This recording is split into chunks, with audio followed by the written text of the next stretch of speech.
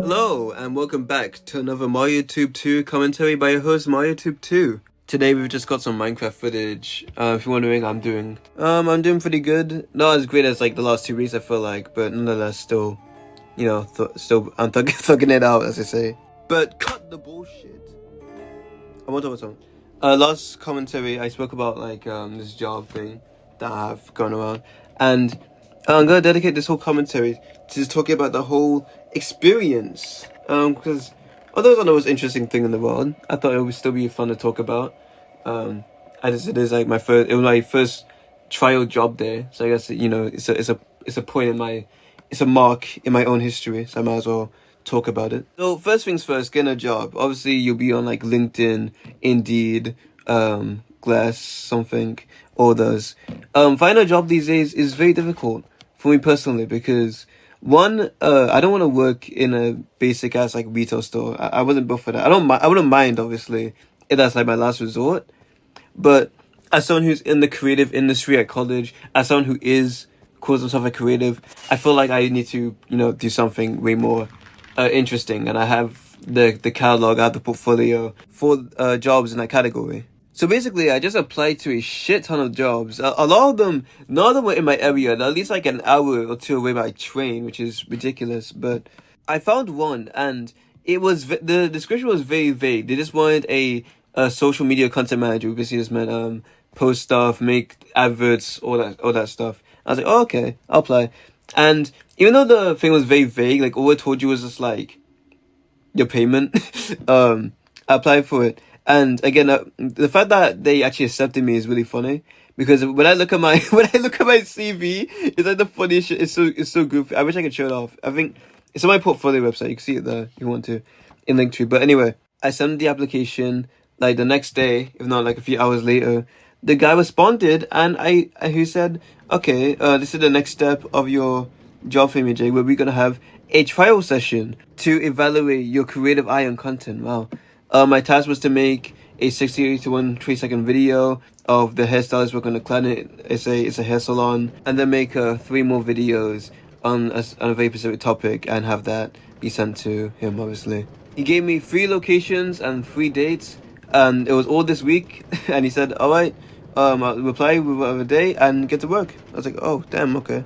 I chose Thursday at 12, and I was actually prepared because the guy, I didn't even realize this, but when I was going there, I was meant to meet the fucking CEO of the entire company, which would have been terrifying to be honest with you. So because of that, I got myself prepared. I sketched out all the shots I was planning to take, how I was gonna edit the advert, all that stuff, and I got to my journey, and my journey to there was abysmal. It was terrible. I honestly wish I recorded it back when this whole day happened, because by the end of the day, when I came back home, I had a like crazy headache and I was so tired. Obviously, I can't leak where I was where I went, but basically, in England, the London train, there's like 9 different lines, so many places to go, and even though I used to live in London when I was younger, obviously when I had my parents, I had teachers who would just, I would just follow them to whatever train they were going on, obviously. And this time it was just me completely on my own. Me, my backpack, and and my stuff inside it. The first issue I had was that I didn't bring my debit card because I don't really take that anywhere. I usually rely on like contactless or Apple Pay. I'm never doing that again. Like in London, there's literally not a single place where they sell tickets with contactless, with no Apple Pay, and I was stuck. I had to. Okay, basically, because of that, I couldn't pay for the fucking tickets because I had no way of paying for it. 'Cause I didn't have my card on me. So every single time I was at the border to wherever I had to go next, I had to beg the person. I had to beg like at least 7 people who worked in the train lines to just let me through and like just like say please. I had to explain to them. It was so awful. It was so exhausting, and it felt so bad as well because realistically I should spend way more money on my ticket, but I always spent it on the way to London and another thing. But thankfully, they all let me through. On my way back, the last set of people, they were very budgy, and they did not let me through, and I was panicking because I thought, holy shit, what if I become homeless? But no, I got through. But anyway, I got to the place in London. It was beautiful. it's been so long since I've been in London and like outside of a car, and it was so nice to look at. I love the scenery. So much people out there, a lot of freaks, lot of bitches, everything. I have to definitely move back to London if I don't plan on just leaving the whole country, fuck England. But yeah, it was fun. I bought some MOG glasses. It was fucking sick. I want to post it somewhere, but I have nowhere to post it. I have a picture of me wearing my Obey hat and the OG glasses in London. It's fucking amazing. The job itself is interesting. So first of all, the CEO wasn't there. Second of all, the salon is way smaller than I thought it would be. It took me ages to find it because of that. And third of all, there's just this one guy there, even though there's 3 seats, and he didn't really know what was going on because I guess he wasn't really informed. But nonetheless, the people came in. The girl who was getting her hair done, she came all the way from LA, California to England just to get her hair done. I was like, wow, women are that dedicated. The guy did do her hair like masterfully though. It was great. It looked great.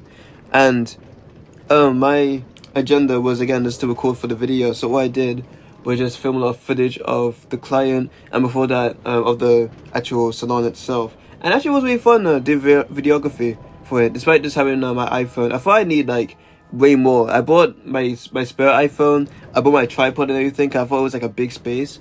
It's really tiny, but nonetheless I got it all done. I asked for the girl's mom's permission to do it.